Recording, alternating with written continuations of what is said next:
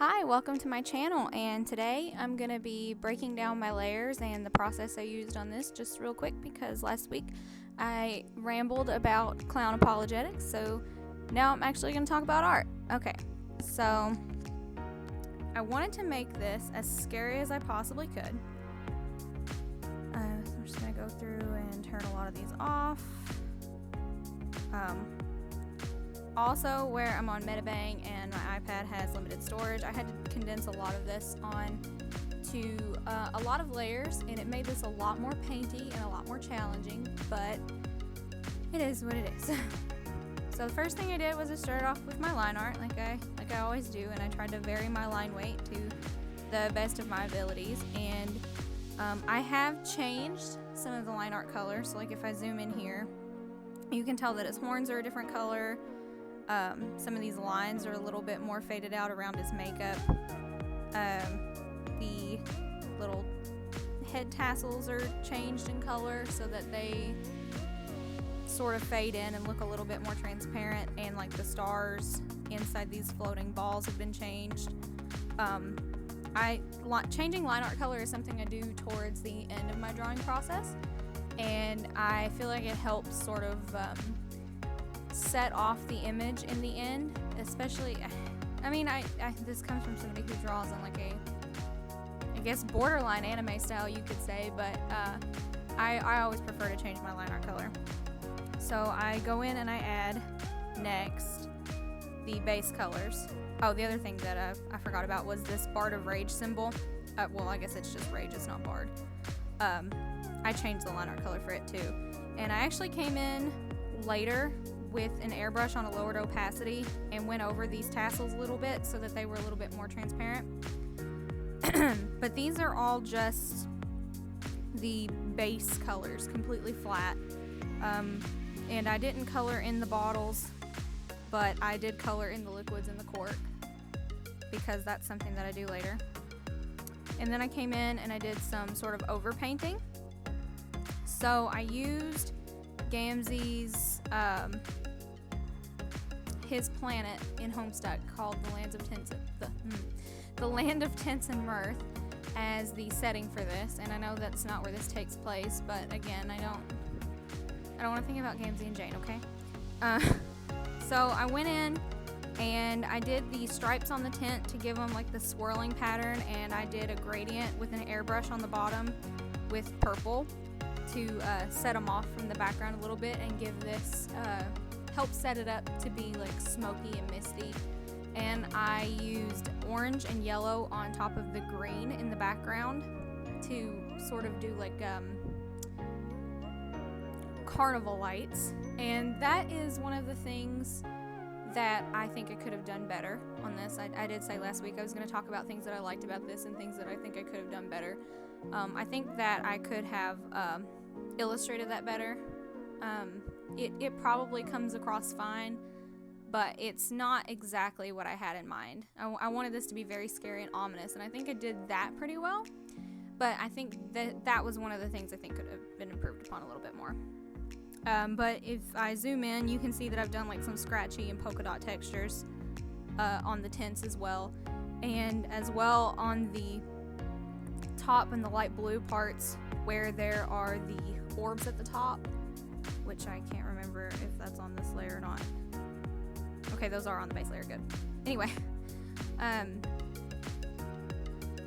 I took a transparent airbrush and I sort of brushed those down because where those orbs at the top are going to glow, I wanted it to wash out those stripy parts at the top. So then I came in and I added the shading layer, or the first shading layer that I did, I should say. And I knew I wanted this to be backlit, so instead of taking the time to fill in, take a brush and manually fill in all of these really big chunks of shadow, what I did instead was I filled in everything except for the sky in the background, and then I took my eraser and you can see that there is this option here for soft edge, and I just turned that on, and I can undo this, but you can see like here. Nope, you can't see it because I'm not on that layer. You can just sort of soften that. And then, like I did in my coloring tutorial, or shading tutorial rather I should say, I just took the blur tool where that was already softened, and I may have taken the airbrush on 10% with the color also, or opacity rather, and just blurred that so that the lines were a little bit smoother. And because this was backlit and there were some things, it's still looking a little flat. So this is like the, I guess the new base color layer now, because we know that it's dark. We've set the tone that it's dark, and we've sort of popped out some of the highlights. What I went ahead and did next was added a second layer of shadows, and I used purple for the first set because I have there's some yellows in this, and I wanted this to contrast with the yellows since they're complementary. And then the next one that I went ahead and did was blue shadows because I have oranges, and blue and orange complement each other. So I was trying to, my goodness, continuously be mindful of the complementary colors that I had going on in the palette, because this was actually pretty challenging to work with. But like you can see, he has a shadow underneath him. The refrigerator handles come forward. I did some sort of drop shadows with the potion bottles, and I wanted to do some reflective light, which that kind of comes in later.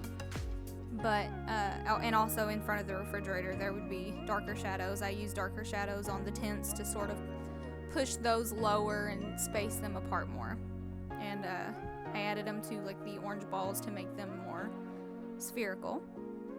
The next layer up, which this isn't necessarily in order, I'm just kind of going up the layers. I actually did go in and add like a let's see, I think I actually have the blue saved because I use it for glasses.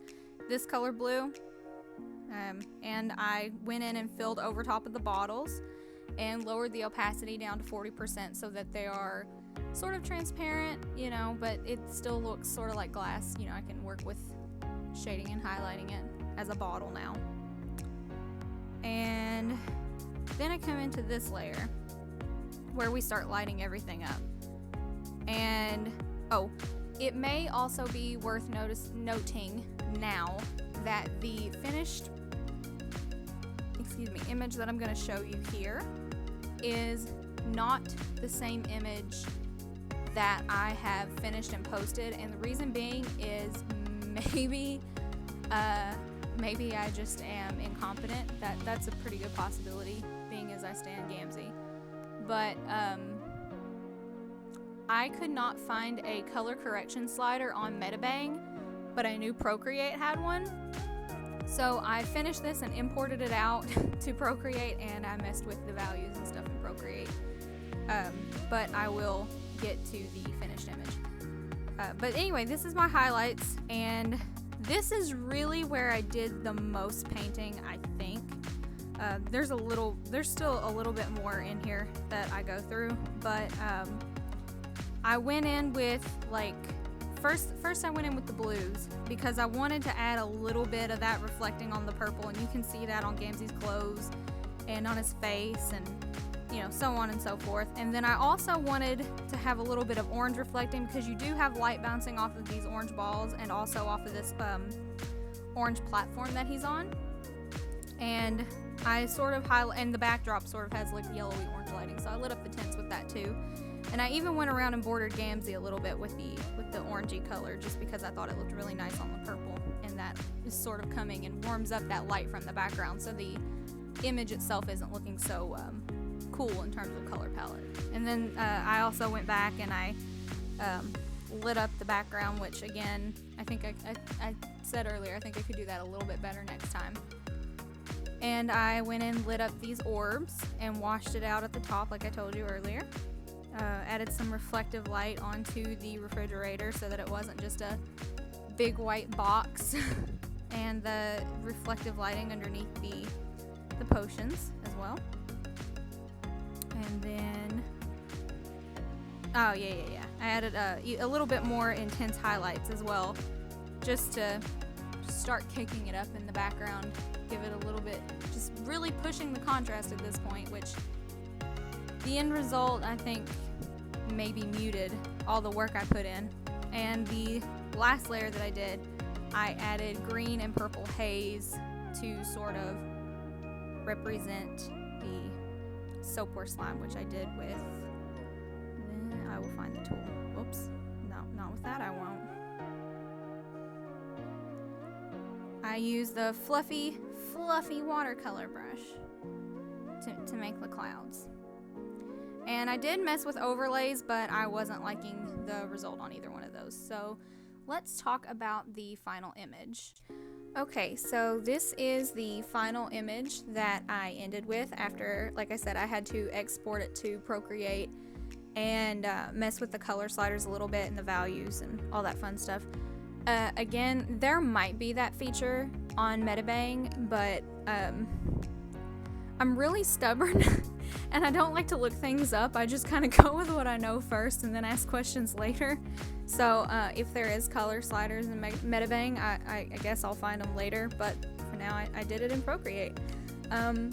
So when I finished it, I still was sort of feeling like maybe it was too cool, and I bumped up the oranges and the reds and all that, and then it was way too warm and it was washing out all the purple. I'm like, no, I have to have purple because Gamzee.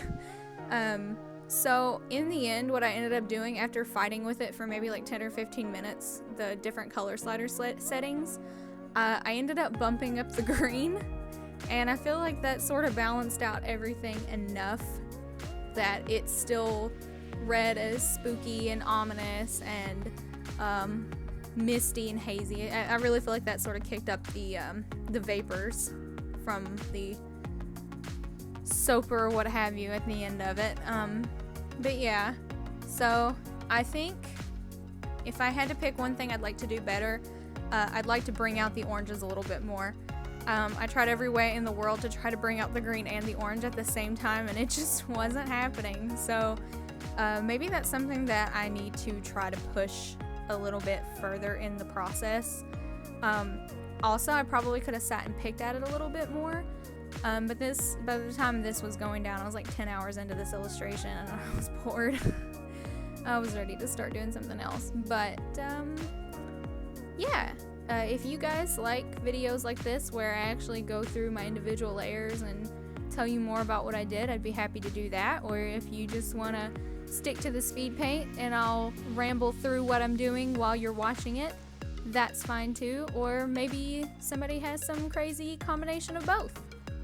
Either way, you can let me know in the comments and subscribe, because I'll be back next Saturday, noon EST, with another video that might not be Homestuck. And that's not me being sarcastic. It really, if I stick to what I plan to do, it won't be Homestuck. So I will see you next time, guys. Bye.